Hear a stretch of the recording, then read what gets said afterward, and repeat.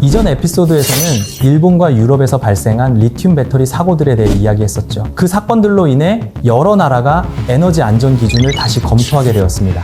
세계가 민간용 배터리 문제로 여전히 우려하는 가운데 중국은 이 기술을 군사 분야로 끌어들였습니다. 최근 중국은天安门 광장에서 전기 하이브리드 전차 ZTZ100을 공개했는데요. 이 전차는 강력한 사양으로 큰 화제를 모았습니다. 엔진 출력 1500마력, 최고 속도 85km/h, 주행거리 600km 이상. 하지만 공개 직후 국제 군사 관찰자들과 온라인 커뮤니티에서는 의문이 쏟아졌습니다. 거대한 리튬 배터리 시스템이 과연 혹독한 전투 환경에서 안정적으로 작동할 수 있을까? 차세대 전차라고 부르면서 왜 구식으로 여겨지는 105mm 포만 탑재했을까? 그리고 ZTZ100이 진정한 기술적 진보일까? 아니면 단지 산업 전략과 선전의 일환일 뿐일까? 이 논쟁은 곧 전 세계 군사 포럼과 SNS로 퍼져나갔습니다. 레디트의 R-탱크펀 게시판에는 이런 댓글이 있었습니다. 정부 나라는 우리가 아는 건 전시된 기본적인 기능뿐이다. 외형은 꽤 괜찮아 보인다. 레디트. 또 다른 사용자는 비꼬듯 말했습니다. 완벽하군요. 아무 결함도 없고 앞으로의 전차 설계를 정의할 겁니다. 레디트.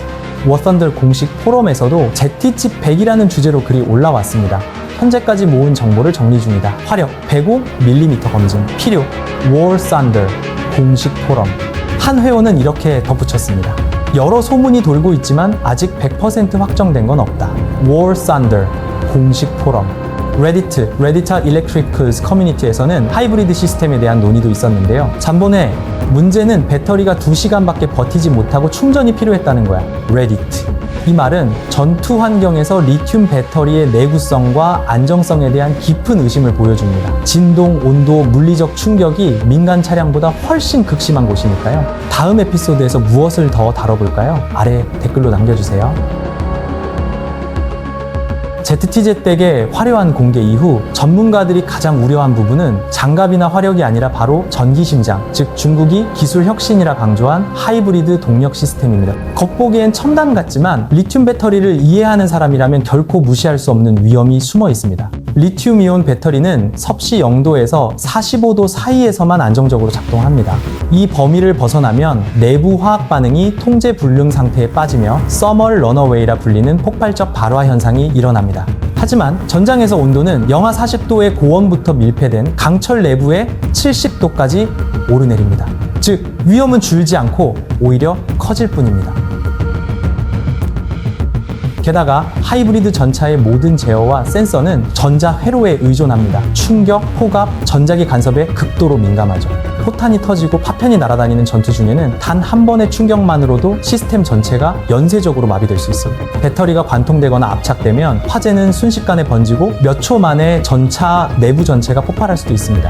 추정에 따르면 ZTZ100은 50에서 80kWh의 리튬 배터리를 탑재하고 있습니다. 이는 민간 전기차 4대에서 6대에 해당하는 양입니다. 단 한 발의 포탄이 배터리 팩을 관통하더라도 그 에너지가 한순간에 폭발적으로 방출되어 전차가 말 그대로 이동폭탄으로 변하게 됩니다. 디젤 연료 화재보다 리튬 배터리 화재는 훨씬 격렬하고 제어가 어렵습니다. 그리고 전장의 현실은 그보다 훨씬 더 냉혹합니다. 러시아 우크라이나 전쟁의 통계에 따르면 전차의 평균 수명은 대략 72시간에 불과합니다. 그런 조건에서는 주행거리 400km나 600km라는 수치가 별 차이가 없습니다. 대부분의 전차가 첫 연료 탱크를 다 쓰기도 전에 파괴되기 때문입니다. 또 다른 문제는 하이브리드 전차는 야전에서 수리가 불가능하다는 점입니다. 디젤 전차처럼 망치로 때리고 나사를 돌려 임시로 고치는 것이 불가능합니다. 하이브리드의 복잡한 전자 시스템은 특수 장비와 교육받은 기술자를 요구합니다. 전선에서는 그것이 사실상 불가능에 가깝습니다. 사소한 소프트웨어 오류 하나만으로도 구동계 전체가 멈출 수 있고 차량은 외형이 멀쩡하더라도 쓸모없게 됩니다. 풀 글라스, 조종석은 가장 크게 홍보된 포인트입니다. 3개의 대형 스크린과 현대적 인터페이스, 완전히 미래지향적인 구성입니다. 하지만 전장에서는 보기 좋은 것, 이 곧바로 믿을 만한 것과 동일하지 않습니다. 터치스크린은 자동차나 실내 환경에서는 잘 작동하지만 두꺼운 장갑을 낀 병사가 조작하거나 손이 젖었거나 진흙이 묻었을 때는 즉시 조작이 불편해집니다. 파편 하나나 강한 충격으로 유리가 깨지면 디스플레이 전체가 꺼질 수 있고, 그러면 승무원은 관측과 조종 능력의 대부분을 잃게 됩니다. 게다가 민수용 전자부품은 영하 40도에서 70도가 넘는 온도, 지속적 진동, 강한 전자기 간섭을 견디도록 설계되지 않은 경우가 많습니다. 화면이 멈추거나 잘못 표시될 때 단순한 기계식 버튼이 오히려 가치를 입증합니다. 촉각적 피드백으로 병사는 습관대로 조작할 수 있고 시각 없이도 행동할 수 있습니다. 터치식은 그런 혼란 속에서 오히려 짐이 되기 쉽습니다. 또 한 가지 우려는 세 개의 화면이 보통 동일한 처리 장치에 연결된다는 점입니다. 즉, 한 번의 소프트웨어 오류, 합선 또는 전원 고장으로 조종석 전체가 동시에 마비될 수 있습니다. 전선 밖에서 디스플레이 모듈을 수리하는 것은 스위치 하나를 교체하는 것처럼 간단하지 않습니다. 고급 기술과 특정 부품이 필요합니다. 요약하면 글라스 조종석은 ZTZ 백을 방송에서 빛나게 하지만 물리적 예비 장치와 군용 규격 부품이 없다면 전장에서는 사망 지점이 될 수 있습니다. 작은 균열 하나만으로도 차량 전체가 마비될 수 있습니다. 당신은 어떻게 생각합니까? 전차의 터치 글라스는 진보일까요? 아니면 약점일까요? ZTZ-100은 105mm 포를 장착하고 있습니다. 클래식하고 친숙하지만 현재의 상황에서는 화력 측면에서 후퇴로 보입니다. 많은 최신 주력 전차는 120에서 125mm 구경을 사용하고 있고 미래형 프로젝트들은 130에서 140mm 또는 그 이상을 목표로 하는데 105mm는 원칙적으로 탄도 에너지가 낮고 최신 복합 장갑을 관통하는 능력이 떨어집니다. 이 결정에는 기술적 이유가 있습니다. 큰 탄약과 고구경포는 정교한 자동장전 장치, 정확한 포탑 구동 장치, 고강도 기계 구조를 요구합니다. 정밀 기계와 복합적인 서보 유압 체계가 필요합니다. 제조사가 그 요소들을 충분히 통제하지 못하면 안전한 선택은 반자동 장전 시스템으로 후퇴하고 작은 구경포를 사용하는 것입니다. 생산 리스크는 줄지만 화력은 희생됩니다.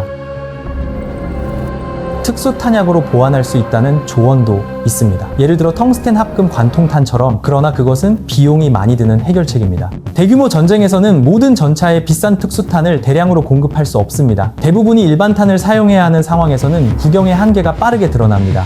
결론적으로 ZTZ-100의 105mm를 채택한 것은 산업적 타협처럼 보입니다. 제조 공정에서 안전성을 택한 대신 전장에서의 위력이 희생된 것입니다.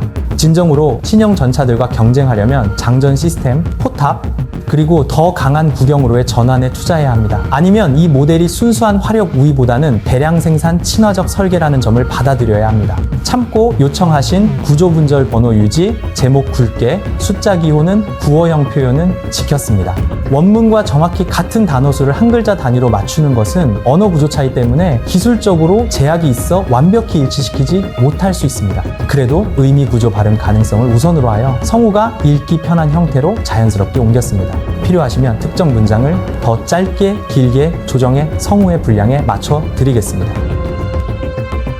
하나의 차체를 여러 차량에 공용하는 발상은 비용을 줄이고 공급망을 단순화하며 생산 속도를 높이는 장점이 있습니다. 하지만 실제로는 기술적, 전술적, 그리고 후방 지원 측면에서 수많은 문제를 낳아 최종 차량이 생존을 좌우하는 임무에 적합하지 않게 됩니다.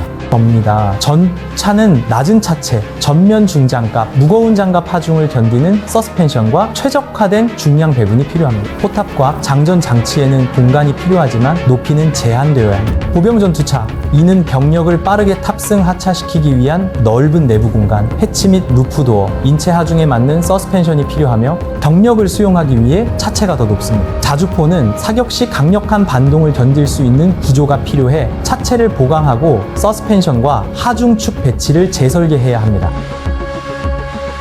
이 세 가지 요구를 하나의 플랫폼에 억지로 결합하면 설계는 타협을 강요받습니다. 전차용으로는 너무 높고 보병 전투차용으로는 너무 낮으며 자주포용으로는 충분히 강하지 않은 형태가 되죠. 결과적으로 어떤 임무에도 완전히 적합하지 않은 절충체가 됩니다. 공용 차체는 보통 폭과 길이를 고정해 동일한 생산 라인을 유지합니다. 하지만 이를 전차용으로 구성할 경우 포탑, 탄약고, 동력 전달 장치, 승무원 공간이 제한됩니다. 결과적으로 내부는 좁아지고 좌석 간 간격이 줄며 탄약 및 장비 공간이 작아집니다. 그로 인해 조작, 시야, 탈출 모두 불리해집니다. 또한 연료 라인, 냉각관, 배기관 등이 공용 레이아웃으로 배치되면 전차용 개조 시 탈출 통로나 화재 확산 방지를 방해할 수 있습니다. 전차용 중장갑은 전체 중량을 크게 늘립니다. 차체가 원래 이 하중을 감당하도록 설계되지 않았다면 구조적 스트레스가 증가하고 서스펜션과 엔진의 수명이 단축됩니다. 중량 배분이 불균형하면 무게중심, 이 변에 포탑 회전, 사격 안정성, 등판 능력까지 저하됩니다. 여러 파생형, 추가 장갑, 전자 모듈 등을 수용하기 위한 차체 개조는 제품군 전체의 중량 편차를 키워 군수 물자 수송 교량, 도로, 함상, 이동에 부담을 줍니다. 전차에 최적화된 차체는 전면 장갑을 집중시키고 탄약고를 합리적으로 설계하지만 범용 차체는 여러 모듈을 공유해야 하므로 전면 보호 설계가 제한됩니다. 전차용 중장갑은 전체 중량을 크게 늘립니다. 차체가 원래 이 하중을 감당하도록 설계되지 않았다면 구조적 스트레스가 증가하고 서스펜션과 엔진의 수명이 단축됩니다. 중량 배분이 불균형하면 무게중심, 이 변에 포탑 회전, 사격 안정성, 등판 능력까지 저하됩니다. 여러 파생형, 추가 장갑, 전자 모듈 등을 수용하기 위한 차체 개조는 제품군 전체의 중량 편차를 키워 군수 물자 수송 교량, 도로, 함상, 이동에 부담을 줍니다. 전차에 최적화된 차체는 전면 장갑을 집중시키고 탄약고를 합리적으로 설계하지만 범용 차체는 여러 모듈을 공유해야 하므로 전면 보호 설계가 제한됩니다. 플랫폼 통합이라는 이름으로 여러 임무를 하나의 차체로 통일하려는 프로그램들은 과거에도 큰 문제를 겪었습니다. 개발비는 치솟고 성능은 기대에 미치지 못했으며 결국 실질적 전투 이점을 제공하지 못해 취소되곤 했습니다. 이 때문에 많은 군대가 다시 임무별 전용 플랫폼으로 회귀하고 있습니다. 다목적 차체는 산업적, 경제적 관점에서 효율적이지만 군사적 측면에서는 모든 세부 설계 구조, 배치, 장전, 장갑과 생존을 좌우하기 때문에 전문성을 희생한 범용화는 전술적 열세와 생존율 저하를 초래할 수 있습니다. 진정한 전장 효율성을 목표로 한다면 전차용으로 최적화된 전용 플랫폼이거나 최소한 범용이지만 임무별로 깊이 개조된 플랫폼이어야 합니다. 단순히 외형을 바꾸는 것이 아니라 각 임무에 맞춰 구조부터 다시 설계해야 합니다. ZTZ-100은 테난먼 광장에서 열린 공개 행사에서 국가 언론이 차세대 군사 기술의 돌파구라 칭하며 대대적으로 소개되었습니다. 반짝이는 전기 하이브리드 전차, 1500마력의 엔진, 600km가 넘는 주행 거리, 이런 수치들은 중앙방송을 통해 반복 방영되며 현대전을 뒤바꿀 첨단 병기로 인식되었습니다. 하지만 쇼가 끝나자 국제 전문가들의 반응은 전혀 달랐습니다. 많은 이들이 리튬 배터리 시스템이 전투 환경에서 안정적으로 작동할 수 있는지, 충격과 피격에 얼마나 견딜 수 있는지, 그리고 구식으로 평가받는 105mm 포를 왜 여전히 사용하는지 의문을 제기했습니다. 이러한 평가는 전시된 영광과 기술적 실체의 뚜렷한 간극을 드러냅니다. 공개 행사는 중국의 미디어 연출력과 산업 역량을 과시했을지 몰라도 군사 포럼들의 신중한 반응은 진정한 전차의 가치는 화려한 스펙이 아니라 똑똑한 실전 속 생존력과 전투력에 달려있음을 강조했습니다. 그리고 그것은 ZTZ-100이 아직 증명하지 못한 부분입니다. 이 설계 결정들 뒤에는 순수한 기술 논리 이상으로 강력한 정치 경제적 요인이 작용하고 있습니다. 현재 중국의 배터리 및 에너지 산업은 심각한 생산 과잉 상태에 있으며 이는 각종 산업 보고서와 생산 통계에서도 명확히 드러납니다. 이로 인해 정책 위반자들은 새로운 출구를 찾아야 되는 압박을 받고 있습니다. 그 결과 막대한 예산과 구매력을 가진 군대가 자연스러운 소비 시장이 되었고 산업적 경제적 우선순위가 전투 최적화보다 앞서는 현상이 발생했습니다. 민간용 배터리와 소비자 전자부품이 군사 장비에 도입되는 이유이기도 합니다. 결과는 명확합니다. ZTZ-100 퍼레이드에서는 인상적이고 대량 생산에는 효율적일지 모르지만 거대한 배터리 팩의 화재 위험, 마비되기 쉬운 글라스 콕핏, 그리고 구식의 105mm 포는 모두 전장보다는 공장 생산성에 맞춘 절충의 산물입니다. 기술적 결정이 산업 논리에 지배될 때 최종 산물은 전시용 미려한 무기가 될 가능성이 큽니다. 실전에 검증된 전투 무기와는 거리가 멀죠. 홍보 측면에서 ZTZ-100은 두 가지 분명한 목적을 수행합니다. 하나는 국민적 자부심을 고취하고 다른 하나는 국제사회의 기술력을 과시하는 것입니다. TV와 신문 속 ZTZ-100은 군 현대화의 상징으로 묘사됩니다. 그러나 선전 효과가 곧 전투 가치로 이어지진 않습니다. 기술적, 안전적, 군수적 결함은 실전 압박 속에서 즉시 드러납니다. 전력 손실, 배터리 화재, 제어 시스템 고장, 혹은 단순히 전투 효율 부족 등으로 말이죠. 마지막 메시지는 분명하고 무겁습니다. 전쟁은 가장 가혹한 시험대입니다. 종이 위의 숫자와 눈부신 시연은 실제 환경에서 입증될 때만 의미를 갖습니다. ZTZ-100이 그 시험을 통과하지 못한다면 도약의 상징이라는 찬사는 결국 화면 속 그림 그림일 뿐 텔레비전에서는 화려하지만 전장에서는 무의미한 존재로 남게 될 것입니다. ZTZ100의 이야기는 급변하는 기술 판도의 단 한 조각에 불과합니다. 채널을 구독하고 알림을 켜두세요. 우리는 앞으로도 세계의 기술 변화를 계속 추적할 것입니다.